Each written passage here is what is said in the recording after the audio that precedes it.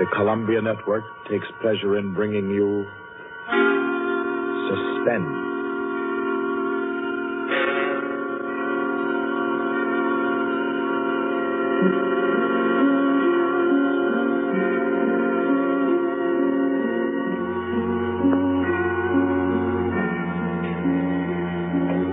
Suspense, Columbia's play theater of outstanding thrillers, produced and directed by William Spear and scored by Bernard Herrmann. The notable melodramas from fiction and stage and screen, from the world's great literature of entertaining excitement, presented each week to bring you to the edge of your chair, to keep you in suspense.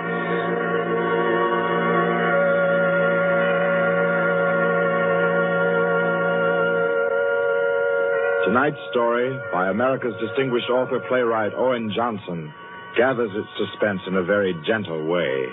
It doesn't have a spectacular finish, garnished with revolver shots. There are no graveyard watches. There's not so much as a single lifeless body, identified or unidentified. It's a tale told in a clubroom, the Artists and Writers Club in New York. A tale of high-class robbery and suspicion, and of how some ladies and gentlemen nervously counted 100 in the dark.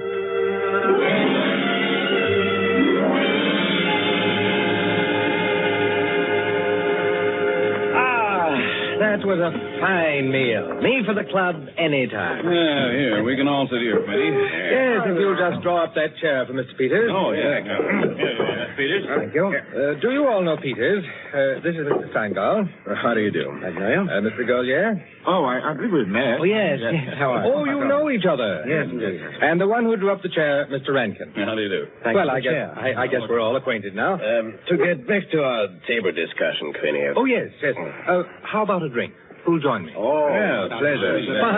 Fine. John. Well, now, Steingall, as I said, there are only half a dozen stories in the world. What is more to the point? There's every reason Yes, sir. What? Oh. 5 with soda, John. Yes, sir. Now, where was I? Oh, yes. What is more to the point, gentlemen, is the small number of human relations that are so simple and yet so fundamental that they can be eternally played upon, redressed, and reinterpreted in every language, in every age, and yet remain inexhaustible in the possibility of variation. Well, that's true, of course. It's very possible. Take the eternal triangle. 2 men and a woman, or 2 women and a man. Its variations extend to thousands. That right, Rankin? Well, in a way. Ah, here we are. Set them down right there, John. Very well, sir. A little soda. Here you are. Thank you. And you? Thank you. Soda, Peter? Yes, please.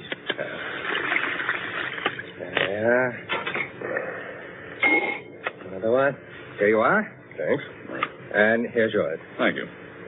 And now, a little soda in mine. Well, here's to you all. Cheers. Cheers.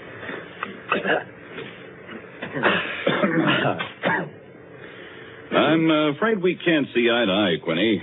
I believe there are situations, original situations, that are independent of your human emotions, that exist just because they are situations, accidental and nothing else. As for instance? Well, I'll just cite an ordinary one that happens to come to my mind. In a group of 5 men, well, such as we are here, a theft takes place. One man is the thief. Well, which one? Now, I'd like to know what emotion that interprets.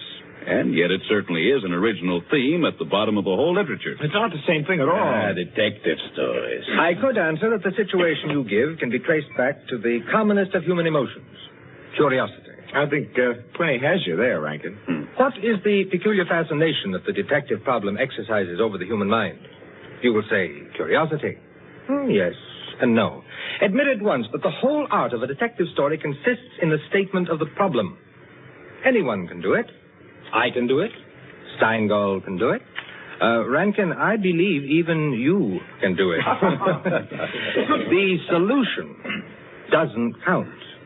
It is usually banal. It should be prohibited. What interests us is, can we guess it? There you have it. The problem, the detective story. Now, why the fascination? I'll tell you. It appeals to our curiosity. Yes. But deeper, to a sort of intellectual vanity. 5 men present. A theft takes place. Who's the thief? Who will guess it first? Whose brains will show its superior cleverness? You see? That's all. That's all there is to it. Out of all of which, the interesting thing is that Rankin has supplied the reason why the supply of detective fiction is inexhaustible. It does all come down to the simplest terms. 5 possibilities, 1 answer. Well, the reason is that the situation does constantly occur. It's a situation that any of us might get into any time. Yes, I know of an incident of that kind that happened to a friend of mine last month. Of course, gentlemen. You are glorifying commonplaces. Every crime, I tell you, expresses itself in the terms of the picture puzzle that you feed to your 6-year-old. It's only the variation that is interesting. Well, take the well-known instance of the visitor at a club and the rare coin, for example. You all know that story. You've heard it, haven't you? I don't think I have. Sure. Why, it's very well known. Oh, go ahead, Crane. Tell it. A distinguished visitor is brought into a club. A dozen men, say, present at dinner, long table. Conversation finally veers around to curiosities and relics. One of the members present then takes from his pocket what he announces as one of the rarest coins in existence. Passes it around the table. Coin travels back and forth, everyone examining it. And the conversation goes to another topic. All at once, the owner calls for his coin. It is nowhere to be found. Everyone looks at everyone else. First, they suspect a joke. Then it becomes serious. The coin is immensely valuable. Who has taken it? The owner is a gentleman. Does the gentlemanly, idiotic thing, of course. Laughs as he knows someone is playing a practical joke on him and that the coin will be returned tomorrow. The others refuse to leave the situation so. One man proposes that they all submit to a search. Everyone gives his assent until it comes to the stranger.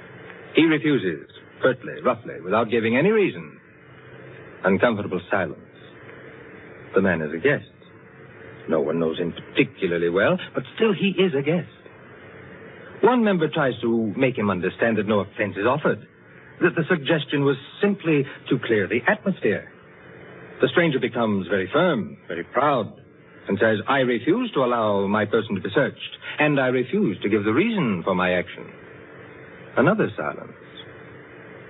The visitor evidently has the coin, but he is their guest, and etiquette protects him. Nice situation, huh? Well, What's the answer? The table is cleared. A waiter removes a dish of fruit, and there, under the ledge of the plate, where it's been pushed, is the coin. Banal explanation, eh? Of course. Solutions always should be. At once, everyone apologizes to him, whereupon the visitor rises and says, now I can give you the reason for my refusal to be searched.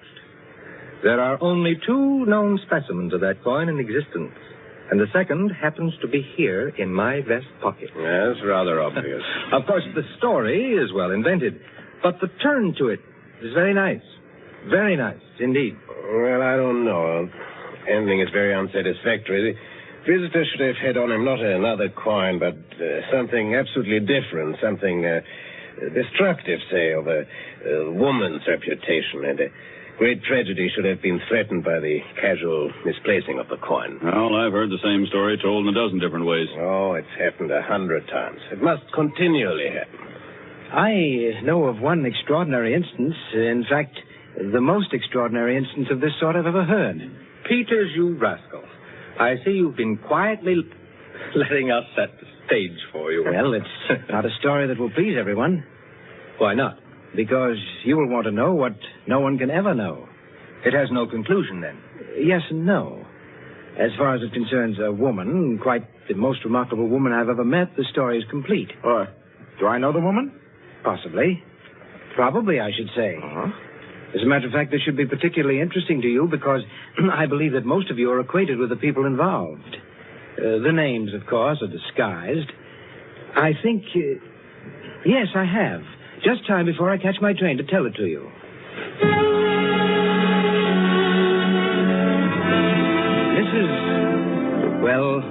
Mrs. Rita Kildare inhabited a charming bachelor girl studio very elegant, with a duplex pattern and one of the buildings just off Central Park West.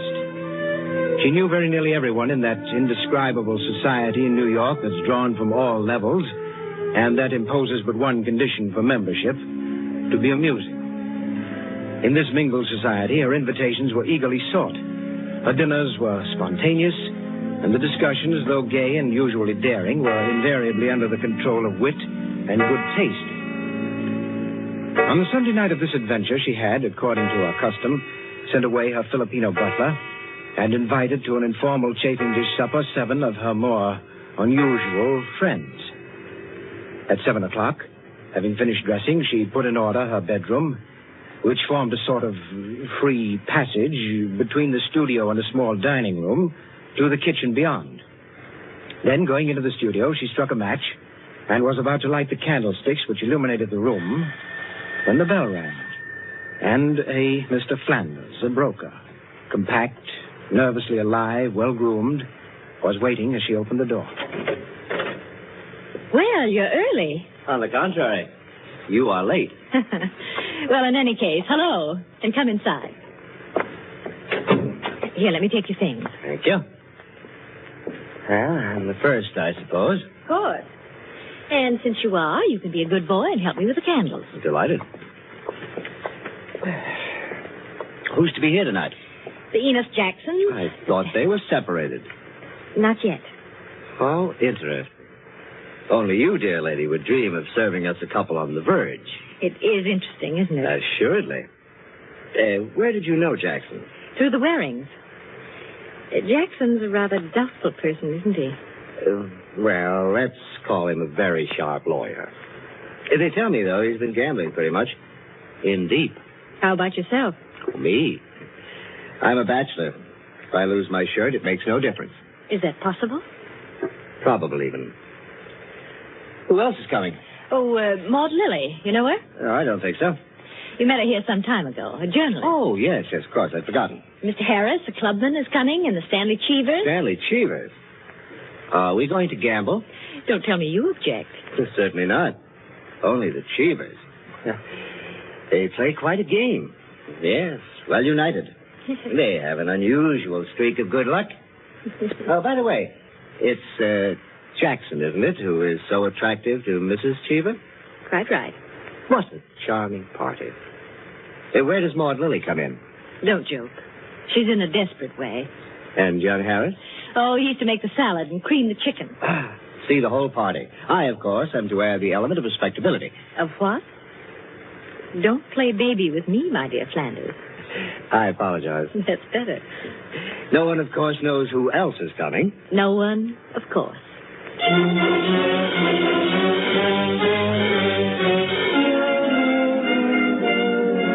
The Stanley Cheevers entered. A short, fat man with a vacant, fat face and slow-moving eye, and his wife, voluble, nervous, overdressed, and pretty. Mr. Harris came in with Maud Lily. A woman, straight, dark, Indian, great masses of somber hair, held in a little too loosely for neatness, with thick, quick lips and eyes that rolled away from the person who was talking to her. The Enos Jacksons were late, and still agitated as they entered. His forehead had not quite banished the scowl, nor her eyes the scorn. He was of the type that never lost his temper, but caused others to lose theirs.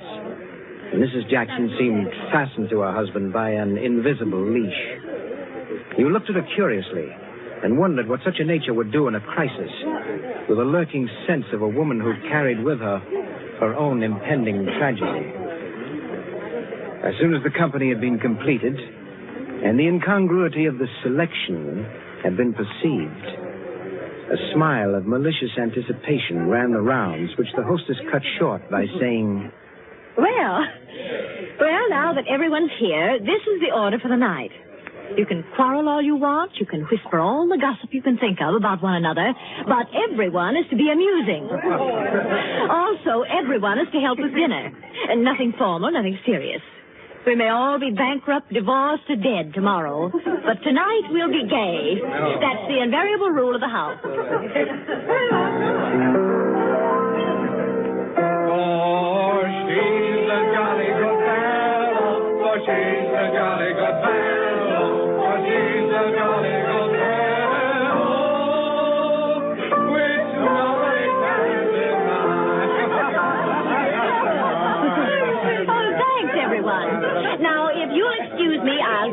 cooking. Harris, I'll need you. Right with you. May I be of any help? Thank you, Maud, dear. Oh, Mrs. Cheever, you might come along, too. All right.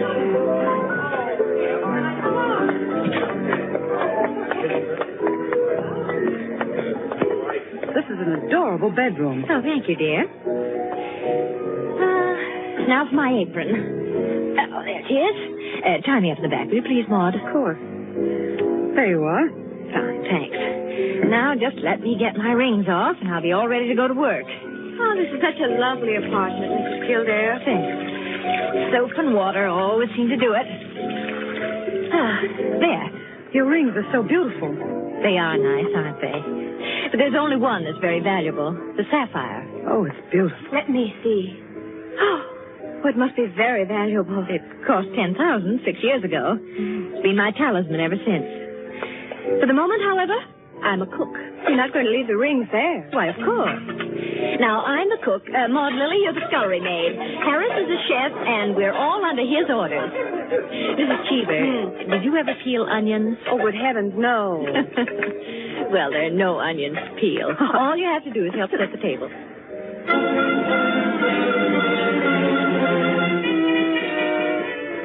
Under their hostess's gay guidance, the 7 guests began to circulate busily through the rooms, laying the table, grouping the chairs, opening bottles, and preparing the material for the chafing dishes.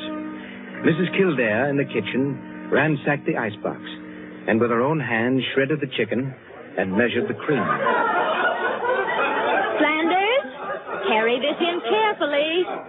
Cheever, stop watching your wife and put the salad bowl on the table. Everything ready, Harris? All set. All right. Everyone sit down. I'll be right in. She went into her bedroom, took off her apron, and hung it in the closet.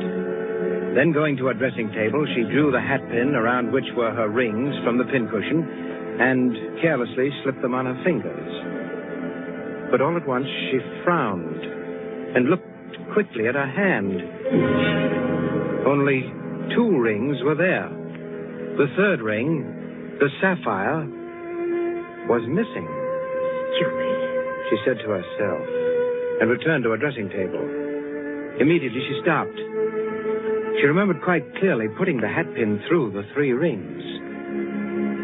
She made no attempt to search further, but remained without moving, her fingers slowly drumming on the table. Who had taken the ring? Each of her guests had had a dozen opportunities in the course of the time she'd been busy in the kitchen. She ran over their characters and their situations as she knew them. Strangely enough, at each, her mind stopped upon some reason that might explain a sudden temptation. To find out nothing this way. That's not the important thing to me just now. The important thing is to get the ring back. And slowly, deliberately, she began to walk back and forth, her clenched hand beating the deliberate, rhythmic measure of her journey. 5 minutes later, as Harris, installed as chef over the chafing dish, was giving directions, spoon in the air, Mrs. Kildare came into the room like a lengthening shadow. Her entrance had been made with scarcely a perceptible sound, and yet each guest was aware of it at the same moment, with a little nervous start. Heavens, heavens, dear lady. You come in on us like a Greek tragedy. What is it you have for us? A surprise? I have something to say to you. Mr. Enos Jackson, Yes, Miss Kildare? kindly do as I ask you. Well, certainly. Go to the door, Go to the door. please. Yes? Lock it. And bring me the key.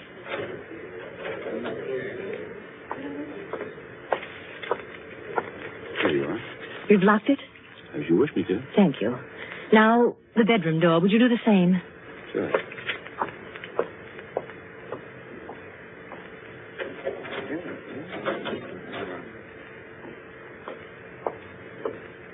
Thank you, Mr. Jackson. Mr. Cheever, Yeah? would you blow out all the candles except the candelabra on the table? Blow out all the candles. Except the candelabra. All right. For goodness sake, Mrs. Kildare. What is it? I am getting terribly worked up. My nerves are all Sorry, laid up. Mrs. Jackson. That's the last candle. All right. Now listen. My sapphire ring has just been stolen. Oh, you don't mean it. The ring's been taken within the last 20 minutes. I'm not going to mince words. The ring has been taken, and the thief is among you. Dolan, but Mrs. Kildare, is it possible? Yes, Mrs. Cheever. There's not the slightest doubt. 3 of you were in the bedroom when I placed my rings on the pincushion. Quite true. I was in the room when she took them off. The sapphire ring was on top. Each of you has passed through there a dozen times since. My sapphire ring is gone, and one of you has taken it. Now listen. I'm not going to mince words. I'm not going to stand on ceremony. But I'm going to have my ring back. Listen to me carefully. I'm going to have that ring back. And until I do, not a soul shall leave this room. I don't care who's taken it. All I want is my ring. Now, I'm going to make it possible for whoever took it to restore it without possibility of detection. The doors are locked and will stay locked. I'm going to blow out the remaining candles in the candelabra, and I'm going to count 100 slowly. There'll be an absolute darkness. No one will know or see what's done. But if, at the end of that time, the ring is not here on the table, I shall telephone the police and have everyone in this room searched. Am I quite clear? Everyone take his place about the table and remain standing, please. That's it. That'll do. Now, I'll blow out the candles and count 100. No more, no less. Remember, either I get that ring, or everyone in this room will be searched.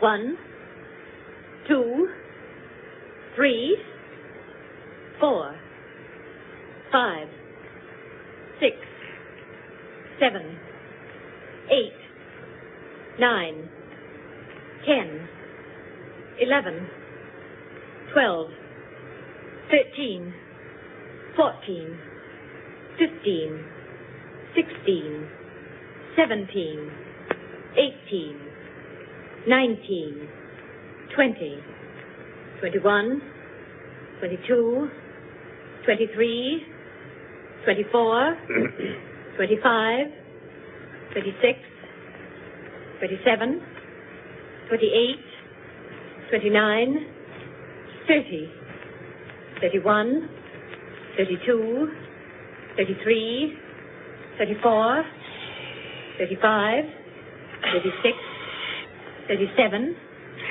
38, 39, 40, 41, 42, 43, 44, 45. Foot slipped off the chair. I'm 46, sorry.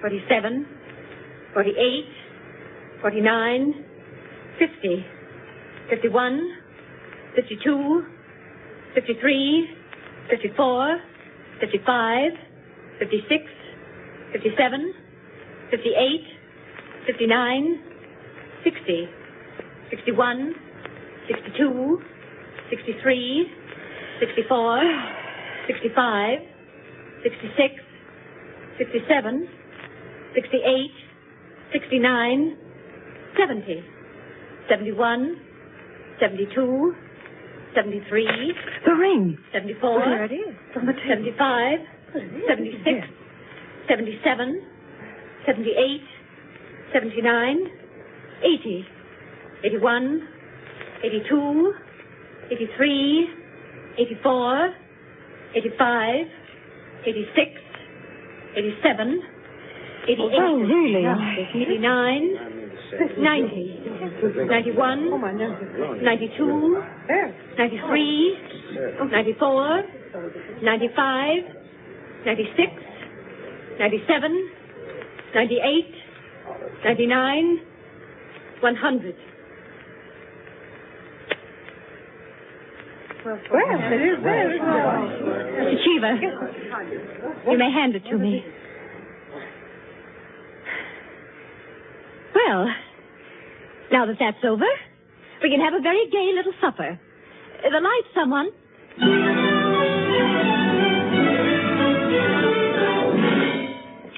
And there you are, gentlemen. Oh, I say, Peters, that's not all. Absolutely. The story ends there? Story ends there. But who took the ring? What? You never found out? Never. No clue? None. I'm not sure I like the story. It's no story at all. Permit me, it is a story, and it is complete. In fact, I consider it unique because it has none of the banalities of a solution and leaves the problem even more confused than at the start. Well, I don't see... Of course you don't see, my dear Rankin. You do not see that any solution would be commonplace, whereas no solution leaves an extraordinary intellectual problem. Well, how so? Well, in the first place, whether the situation actually happened or not, which is in itself a mere triviality, Peters has constructed it in a masterly way, the proof of which is that he has made me listen. Any of those present might have taken the ring. There are therefore 7 solutions, all possible and all logical.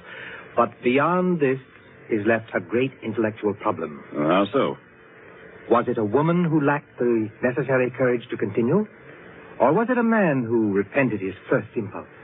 Is a man or is a woman the greater natural criminal? Oh, that's simple, Quinny. A woman took it, of course. On the contrary, it was a man, for the second action was more difficult than the first. A man, certainly. The restoration of the ring was a logical decision. You see? Personally, I incline to a woman, for the reason that a weaker feminine nature is strangely susceptible to the domination of her own sex. There you are. We could meet and debate the subject year in and year out and never agree. I recognize most of the characters, Peters. Mrs. Kildare, of course, is all you say of her. An extraordinary woman. The story is quite characteristic of her. Flanders, I'm not sure of, but I think I know him. I'm positive I do. Did it really happen? Exactly as I told it. The only one I don't recognize is Harris, your humble servant. What? You, Peters? You were there? I was there. I was Harris. I beg your pardon, gentlemen. Oh, yes, what is it, John? Mr. Peters, sir, your train. You told me to remind you. Oh, thank you. Yes, I didn't know it was so late. You gentlemen pardon me. Huh? Of course. Nice to meet you all. Night.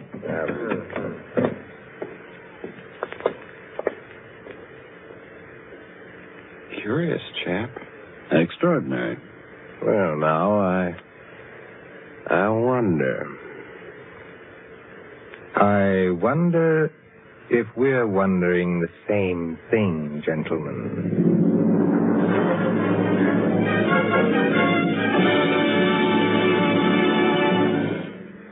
And so, with the enigmatic smile of Mr. Peters, or Harris, ends 100 in the Dark, Owen Johnson's smooth story which gave us tonight's Suspense.